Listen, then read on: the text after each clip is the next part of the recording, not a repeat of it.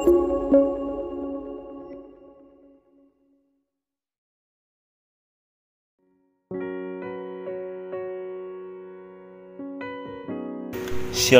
Bapak Ibu, saudara-saudara yang saya kasih dalam Tuhan.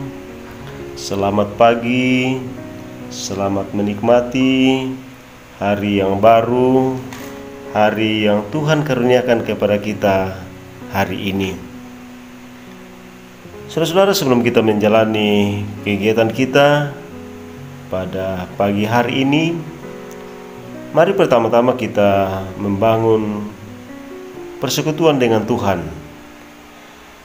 Kita akan membaca dan merenungkan firman-Nya. Namun sebelum itu, mari kita berdoa. Ya Allah, ya Tuhan kami bersyukur bahwa Tuhan memperkenankan kami menikmati lagi hari baru, hari karunia-Mu kepada kami. Menjalani sepanjang hari ini, kami mau mendasarinya dengan membangun hubungan secara pribadi dengan Tuhan, dengan membaca dan mendengarkan firman-Mu. Tolonglah kami ya Roh Kudus, supaya kami dapat mengerti arti firman-Mu. Dalam Kristus Yesus kami berdoa. Amin. Baik Bapak Ibu saudara-saudara yang saya kasih dalam Tuhan, firman Tuhan yang akan kita baca dan kita renungkan pagi hari ini, saya akan baca dari Injil Lukas pasal 8 ayat 4 sampai 15. Injil Lukas pasal 8 ayat 4 sampai ayat yang ke-15. Ketika orang banyak berbondong-bondong datang, yaitu orang-orang yang dari kota ke kota menggabungkan diri pada Yesus, berkatalah ia dalam suatu perumpamaan. Adalah seorang penabur keluar untuk menaburkan benihnya. Pada waktu ia menabur, sebagian benih itu jatuh di pinggir jalan, lalu diinjak orang, dan burung-burung di udara memakannya sampai habis. Sebagian jatuh di tanah yang berbatu-batu, dan setelah tumbuh, ia menjadi kering karena tidak mendapat air. Sebagian lagi jatuh di tengah semak duri, dan semak itu tumbuh bersama-sama dan menghimpitnya sampai mati. Dan sebagian jatuh di tanah yang baik, dan setelah tumbuh berbuah 100 kali lipat. Setelah berkata demikian, Yesus berseru, "Siapa mempunyai telinga untuk mendengar, hendaklah ia mendengar." Murid-muridnya bertanya kepadanya, "Apa maksud perumpamaan itu?" Lalu ia menjawab,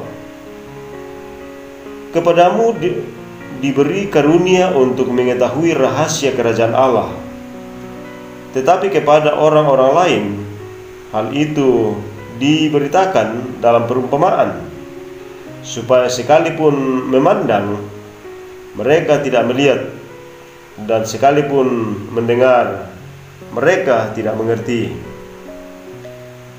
Inilah arti perumpamaan itu. Benih itu ialah firman Allah. Yang jatuh di pinggir jalan itu ialah orang yang telah mendengarnya. Kemudian datanglah iblis, lalu mengambil firman itu dari dalam hati mereka, supaya mereka jangan percaya dan diselamatkan. Yang jatuh di tanah yang berbatu-batu itu ialah orang yang telah mendengar firman itu, menerimanya dengan gembira, tetapi mereka itu tidak berakar. Mereka percaya sebentar saja, dan dalam masa pencobaan mereka murtad.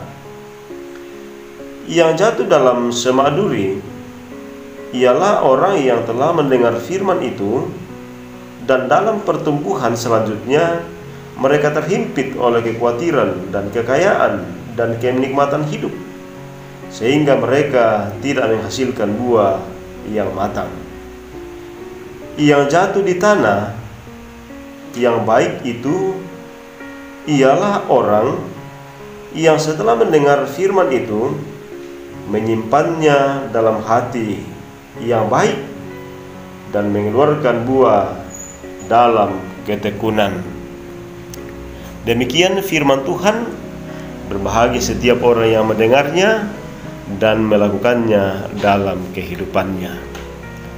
Amin. Saudara-saudara, masa pandemi 2 tahun kemarin, banyak orang menghabiskan waktunya di rumah untuk berkebun, menanam bunga. Bila diamati, pertumbuhan dan hasilnya berbeda-beda. Ada yang gagal, gersang, tapi ada juga yang berhasil. Yesus tidak kaget dengan banyaknya orang berbondong-bondong bergabung. Dia memanfaatkan peristiwa itu untuk mengajar para rasulnya dengan perumpamaan ini. Bibit yang sama dan banyak memiliki kemungkinan hasil yang berbeda. Tanah atau media tanam adalah perumpamaan Yesus tentang kondisi hati dan batin kita masing-masing. Tidak mudah menjadi penabur, terutama jika jemaatnya sudah besar, sangat banyak dan beragam karakter. Ini tantangan bagi para pelayan atau pewarta masa kini. Yesus mengajar kita dengan mengumpamakan kondisi rohani manusia dalam 3 jenis tanah. Tanah yang berbatu, tanah yang bersemak, dan tanah yang baik. Yesus tahu perbedaan kondisi rohani mereka yang datang berbondong-bondong. Perumpamaan tentang penabur menolong para murid agar tidak putus asa jika ada pelayanannya yang gagal, karena juga selalu ada yang berhasil, bahkan tumbuh berbuah 100 kali lipat. Perumpamaan benih dan penabur ini juga menolong kita pada masa kini untuk memeriksa hati masing-masing dan memperhatikan tanggapan kita terhadap firman.